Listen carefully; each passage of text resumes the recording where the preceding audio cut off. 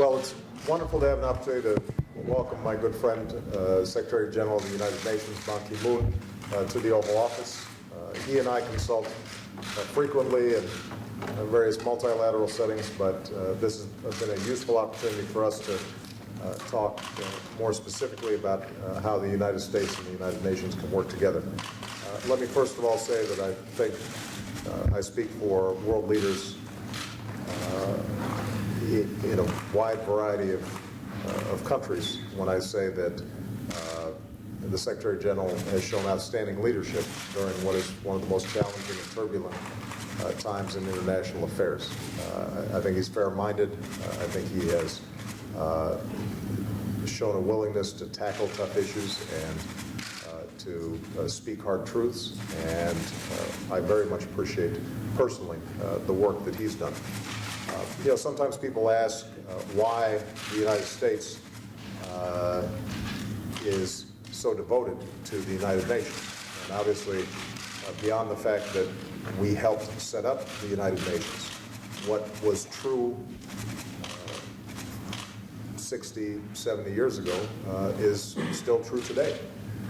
And that is that without a forum for discussion, negotiation, diplomacy, the world is a worse place, and it is very much in the United States' interests to ensure that international norms, rules of the road, and humanitarian norms are observed. And the United Nations gives us a critical opportunity to try to prevent conflict, create peace, maintain stability, all of which ultimately is good for America's security and America's prosperity. We discussed a wide range of issues during this meeting.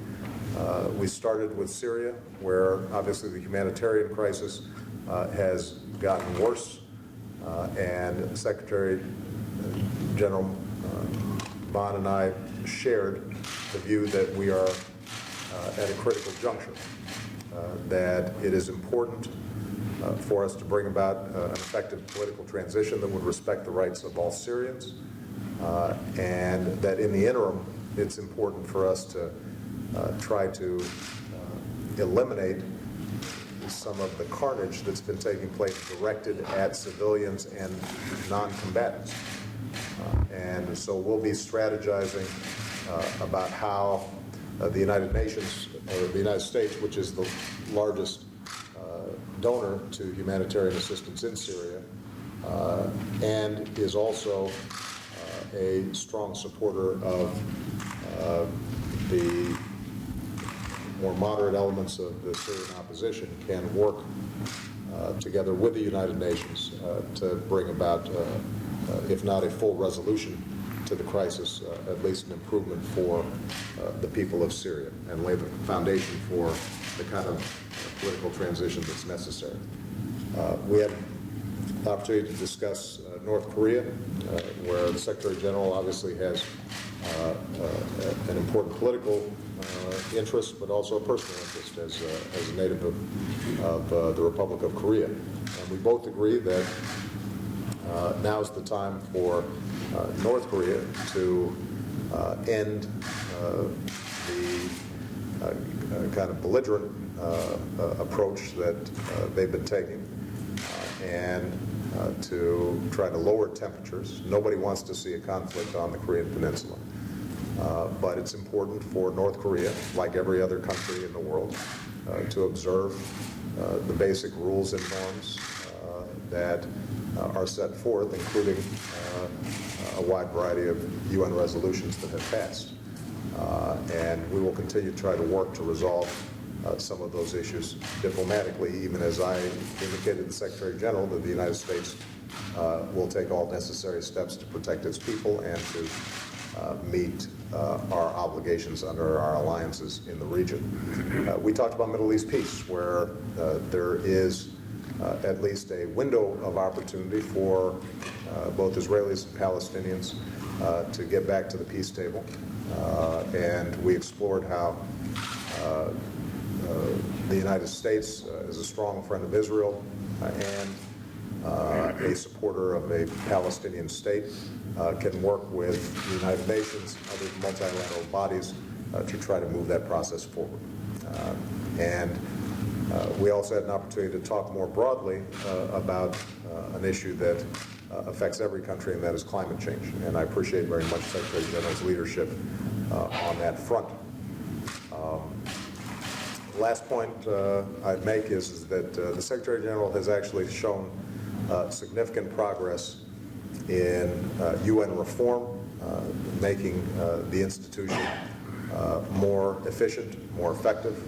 I think the Secretary General would be the first to acknowledge that there's more work to do on that front, but he has made an earnest effort in making progress. And we very much appreciate that and encourage that to continue, because we think we need a strong and healthy United Nations, but at a time when all the member countries are under severe fiscal constraints, we want to make sure, obviously, that the United Nations is operating as efficiently as possible. So overall, I found it to be a very useful conversation, and I want to thank once again the Secretary General for his leadership.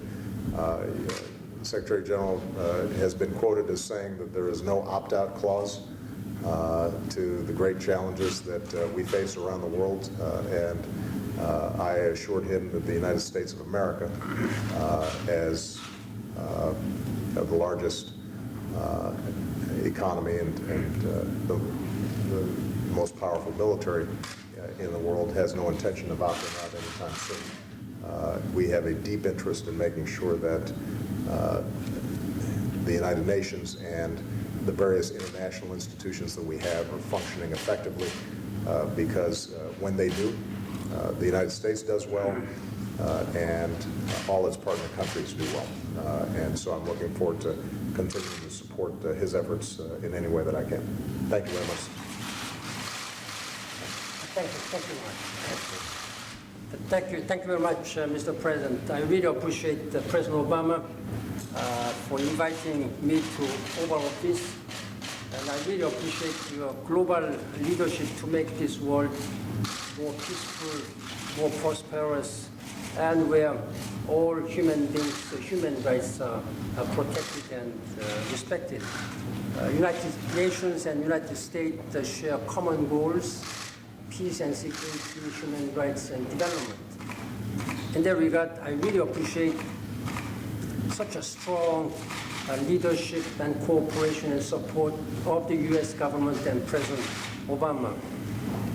You and the American people care about the world, justice, freedom, and opportunity for all. I'm very encouraged that the partnership between United Nations and United States is now making a very solid foundation and strong and stronger. And I count on your continuing support on that. As President Obama has just explained in detailed manner, I do not have much to add to all the subjects. But if I may just say a few words from my own perspective as Secretary General on Syria. This is the most troubling situation where all the leaders of the world should really take the much more strengthened leadership role. I have asked President Obama to demonstrate and exercise his stronger leadership in working together with the key partners of the Security Council. As a Secretary General, I have been working very closely with the Joint Special Representative Dr. Brahimi, and I will continue to do that. Unfortunately, this crisis, having entered the third year, in the absence of a political solution, we have seen well over 70,000 people being killed. More than 50% of schools, hospitals, and all infrastructures have been destroyed.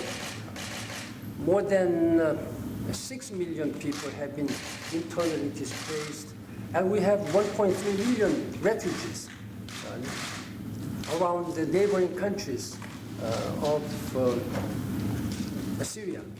This continuing military struggle, as well as intensifying this sectarian overtones make us really worried that unless we stop this violence, this whole Syrian society may be destroyed. We have been mobilizing all possible humanitarian assistance, and I really appreciate President Obama and his government's very generous support on this humanitarian assistance. On chemical weapons investigation, it's regrettable that the Syrian government has rejected my offer to engage in investigation. This is my authority in accordance with the General Assembly and Security Council resolutions. I sincerely hope that the Syrian government will allow so that this investigation team will be able to conduct the investigation as requested by them. And I have received requests from other member states. That's why I have really assembled very experienced experts as a team. They are now ready. They can be deployed anytime soon. So this is my urgent appeal. On the situation in and around the Korean Peninsula, I'm deeply concerned, and we share such a grave concern together on these continuing tensions on the Korean Peninsula. I urge the DPRK authorities to refrain from making any further provocative measures and rhetorics. This is not helpful. And I really highly commended President Obama's firm, principled, but measured response in close consultation with the Republic of Korea government and with the strong engagement with neighboring countries like China. We hope that all the countries, including China, who may have influence over North Korea, can exercise their leadership and influence so that this situation will be resolved peacefully. First and foremost, tension level must come down. North Korea should not confront the international community as they are now doing. I hope that concerned parties, including Russia, United States, China, Republic of Korea, and Russia, and Japan will continue to work together on this matter. On Middle East, I really appreciate President Obama's initiative to visit the region. We need to do all our efforts to fully utilize the generated momentum by President Obama's visit so that the two-state solution can be successfully implemented as soon as possible.